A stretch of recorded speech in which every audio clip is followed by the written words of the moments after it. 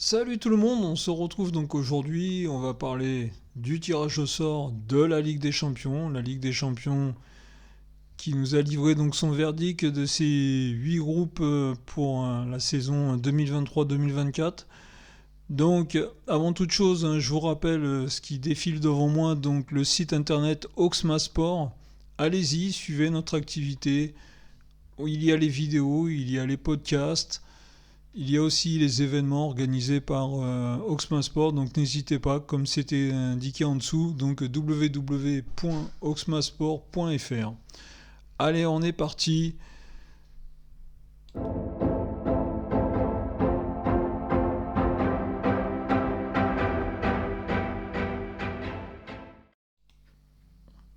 Allez, on se retrouve donc avec les tableaux de cette fameuse Ligue des Champions. Alors, première chose, n'oubliez pas de vous abonner à la chaîne Oxma Sport pour suivre toute l'actualité d'Oxma Sport. Lâchez un pouce bleu, ça fait toujours plaisir et ça valorise le travail effectué. Allez, on est parti donc avec le premier groupe.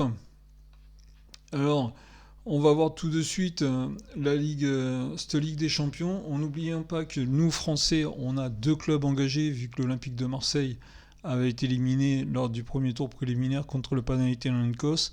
Donc on a le PSG comme représentant et on a le Racing Club de Lens qui a fini vice-champion de France comme deuxième club. Donc nous allons voir les groupes des clubs français, nous allons discuter de tous les groupes. Donc le premier groupe, vous l'avez sous les yeux, le groupe A, donc avec le Bayern de Munich, Manchester United, Copenhague et Galatasaray. Bayern de Munich, Manchester United pour les plus anciens, s'ils s'en souviennent, c'était une belle finale de Ligue des Champions de 1999 où Manchester avait gagné dans les arrêts de jeu après avoir été mené 1-0 très très longtemps. Donc là, ça va être un beau groupe. Donc le Bayern qui, pour moi, part légèrement favori de ce groupe. Après, on a Manchester United qui retrouve la Ligue des Champions après avoir un peu oublié ces derniers temps en ayant eu des résultats un peu en deçà. Mais je vois bien Manchester United accompagner le Bayern de Munich dans les deux premiers de ce groupe. Après, Copenhague et Galatasaray. Sait-on jamais, surtout Galatasaray quand même qui a fait un recrutement intéressant. Donc à voir pour ce groupe A, donc on le retrouve, c'est à l'écran, le Bayern de Munich, Manchester United, Copenhague et Galatasaray. Allez, le groupe B, on retrouve les Français du Racing Club de Lens, un groupe moi je trouve ouvert. Le FC Séville qui faisait partie du chapeau 1. Alors, comme toujours, le FC Séville, c'est une belle équipe de Ligue Europa. Est-ce qu'en Ligue des Champions, c'est la même chose? C'est moins sûr. Le FC Séville, début de championnat, même si ce n'est que le début de la Liga, début difficile. Donc, le FC Séville. Arsenal, qui était dans le chapeau 2. Arsenal, ça faisait très très longtemps qu'on ne l'avait pas retrouvé à ce niveau-là. Arsenal, qui, on s'en souvient, l'an dernier, a perdu le titre sur la fin de la saison contre Manchester City. Donc Arsenal, pour moi, est le gros outsider de ce groupe. Le PSV Eindhoven qui sort d'une belle saison en Hollande. PSV Eindhoven qui mérite amplement aussi d'être là. Et bien sûr, le Racing Club de Lens. Le Racing Club de Lens, alors, on va être honnête, le Racing Club de Lens de l'an dernier, de la saison dernière avec Seko Fofana et Openda, aurait largement son mot à dire, mais largement. Là, je vais être honnête avec vous. Pour moi, l'an dernier, le Racing Club de Lens de l'an dernier aurait largement son mot à dire avec toutes les équipes présentes. Aujourd'hui, avec justement les départs de Seko Fofana et Openda qui n'ont pas été remplacés, est-ce que la Ligue des Champions n'arrive pas trop tôt? Je ne sais pas, mais là je vois le groupe B très très ouvert. Je ne pense pas que pour Lens ça soit impossible, même au contraire. Séville a ses chances, Arsenal a ses chances, Eindhoven a ses chances et Lens a ses chances. Donc je vais souhaiter bonne chance au Racing Club de Lens, en sachant que les 3 matchs à domicile avec le public qu'ils ont vont être des matchs très très compliqués pour leurs adversaires. Donc le groupe B, très très ouvert et très très compliqué d'essayer de trouver lequel de ces 4 équipes vont passer ce premier tour. Allez, on part sur le groupe C. Le groupe C où on va retrouver Naples, l'équipe de Naples qui était dans le chapeau numéro 1, le Real de Madrid qui était dans le chapeau numéro 2. Le Real de Madrid, j'ai entendu, 27e saison d'affilée où ils sont en Champions League. Extraordinaire. C'est l'équipe de la Champions League, de toute façon 14 Champions League remportées depuis la création, mais sur les dernières années, sur les 20 dernières années, c'est eux qui ont gagné le plus de Champions League. Donc Naples qui sort d'une belle saison l'an dernier, demi-finaliste. Le Real de Madrid, habitué de cette Champions League, seront accompagnés de Braga. Braga qui a fait une belle saison l'an dernier au Portugal, et l'Union Berlin, pareil, qui a fait une belle saison l'an dernier en Allemagne. Donc ces deux équipes, je sais que ça va être compliqué pour moi, mes deux favoris sont Naples et le Real de Madrid. Braga et l'Union Berlin, je pense qu'ils vont se disputer la 3e place. Allez, nous allons voir le groupe D maintenant. Le groupe D, pareil, le groupe D, Benfica qui a fait une belle saison l'an dernier dans son championnat. L'Inter qui a fait une saison un peu moins bien réussie. L'Inter qui a fait surtout une finale de la Champions League l'an dernier. Après, ils sont accompagnés de Salzbourg, l'équipe autrichienne, et du Real de Sociedad venu d'Espagne. Pareil, allez, je vais pas trop me mouiller, mais dans ce groupe-là, moi, je vois bien Benfica et l'Inter de Milan passer ce premier tour, passer cette phase de poule. Pour le Salzbourg et le Real de Sociedad, ça risque d'être quand même très très très compliqué. Allez, on va dans le groupe E maintenant. Le groupe E aussi qui est assez ouvert. Avec Feyenoord qui nous vient aussi d'Hollande. Cette année, on n'aura pas l'Ajax Amsterdam, on aura le PSV Eindhoven et Feyenoord qui se sont qualifiés. L'Atlético de Madrid en Espagne aussi, qui ont fait une belle saison l'an dernier. La Lazio de Rome, aussi un bon championnat en Italie, et le Celtic Glasgow. Donc là, on a quand même 4 noms du football européen quand même. Feyenoord il y a quelques années, Celtic il y a quelques années, l'Atlético de Madrid récemment, et la Lazio un peu plus récemment.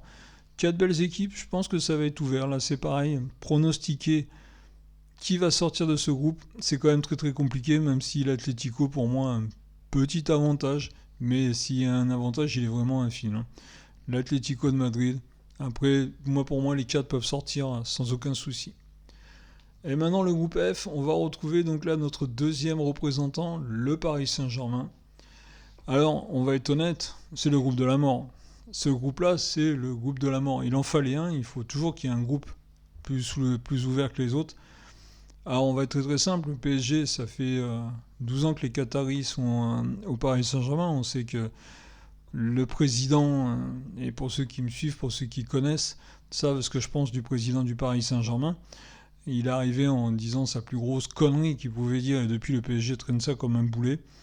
Et bien là, on va regarder le groupe Dortmund qui aurait mérité de finir champion d'Allemagne l'an dernier. Ils ont quand même mené pendant un bon moment et ils se sont écroulés aussi sur la fin de saison, un peu comme Arsenal. Le Milan AC, c'est le Milan AC. Ils ont été champions l'année d'avant. Là, cette année, il y avait Naples quand même qui a marché sur la Serie A. Et Newcastle. Newcastle, c'est le club racheté par l'Arabie Saoudite. C'est tout le contraire du PSG. Le PSG, le clin-clan, tout ce qui brille, et Newcastle, c'est tout le sens contraire. Et Newcastle arrive tout doucement. Souvenez-vous, quand l'Arabie Saoudite sont arrivés, ils étaient porte de la relégation, même je crois qu'ils étaient relégables en première ligue. Et l'an dernier, ils font une bonne saison, ils finissent dans les qualifiés pour la Ligue des Champions. Et là, ils se retrouvent donc dans le chapeau numéro 4. Et on voit que ce groupe, c'est pareil. Ce groupe-là, on va rester français, on va parler du PSG. Pour une fois, on va pouvoir dire si jamais le PSG sort de ce groupe, premier ou second, pour une fois, on va pouvoir dire qu'ils sont sortis d'un vrai groupe. On veut gagner la Champions League. Le PSG veut gagner la Champions League.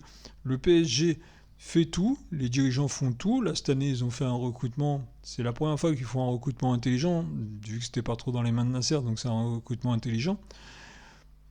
Là, ils ont une bonne petite équipe, ils ont un bon petit groupe.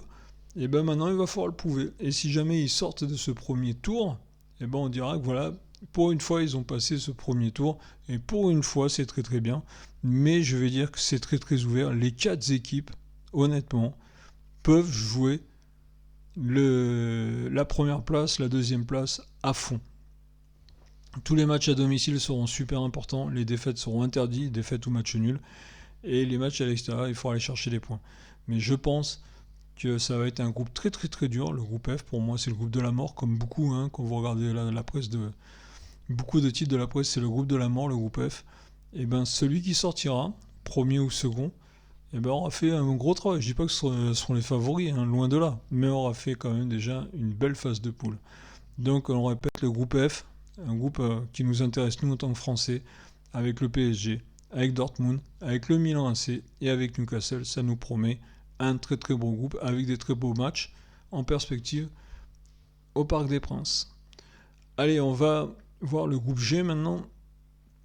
Le groupe G où on retrouve le tenant du titre, Manchester City, le tenant. Après on retrouve les Allemands du Racing Club Bulls Leipzig, donc le club de Leipzig.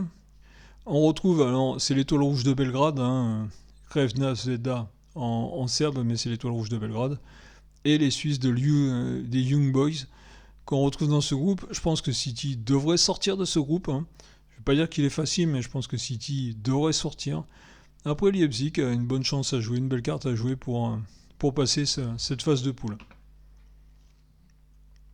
Et le dernier groupe, on va sur le groupe H. Barcelone. Barcelone qui sort d'une très très belle saison l'an dernier, où on a vu Xavi vraiment bien remettre l'équipe en place. Avec Porto. Donc Porto, pareil, on voit cette année on a 3 représentants portugais quand même. Le Shakhtar Donetsk, les Ukrainiens présents, et les Belges du Royal Anvers. Donc là c'est pareil, ça va être un groupe où je pense Barcelone a largement sa carte pour sortir, et Porto devrait les accompagner aussi. Donc voilà, on voit quand même que le tirage au sort de cette Champions League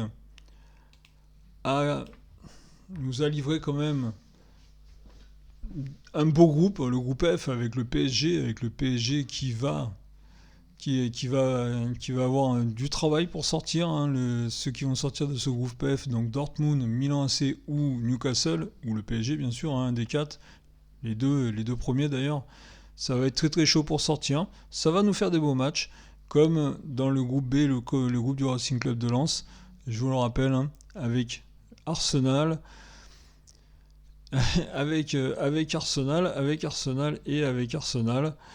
Donc on se rappelle que le groupe B, eh bien, on se retrouve donc avec Arsenal, Séville et le PSV d'Eindhoven, donc un beau groupe, un très très beau groupe quand même. Donc on va souhaiter bonne chance au club du Racing Club de Lens aussi. Et pour conclure, je vous rappelle, n'hésitez pas à vous abonner, à lâcher un pouce bleu, ça fait toujours plaisir pour le travail. Et je vais vous dire, moi, à très très bientôt, à ce week-end. On va se retrouver ce week-end avec des résumés de la Ligue 2, avec des résumés de la Ligue 1, et avec d'autres actualités, bien sûr. Avant la trêve internationale, qui va nous emmener sur les matchs de l'équipe de France, on a vu la liste de Didier Deschamps. Bon, ça n'a pas mérité une vidéo, il n'y a pas de grosses surprises. On a juste le retour de William Saliba en défense quand même, qui est là. Sinon après on n'a pas trouvé de grosses surprises. Il y a on parle des absences d'N'Golo Kanté et de Paul Pogba. Bon, Pogba, faut pas exagérer, mais Kanté, on verra bien, il va peut-être revenir un peu plus tard. Mais enfin voilà, on va pas faire de vidéo pour l'équipe de France, mais on reparlera de l'équipe de France à partir de la semaine prochaine. Mais ce week-end, n'oubliez pas les rendez-vous avec la Ligue 2 et avec la Ligue 1. Je vous le rappelle une dernière fois, n'hésitez pas à vous abonner, à lâcher un pouce bleu. Je vous dis à très très bientôt. Salut la team et bonne soirée.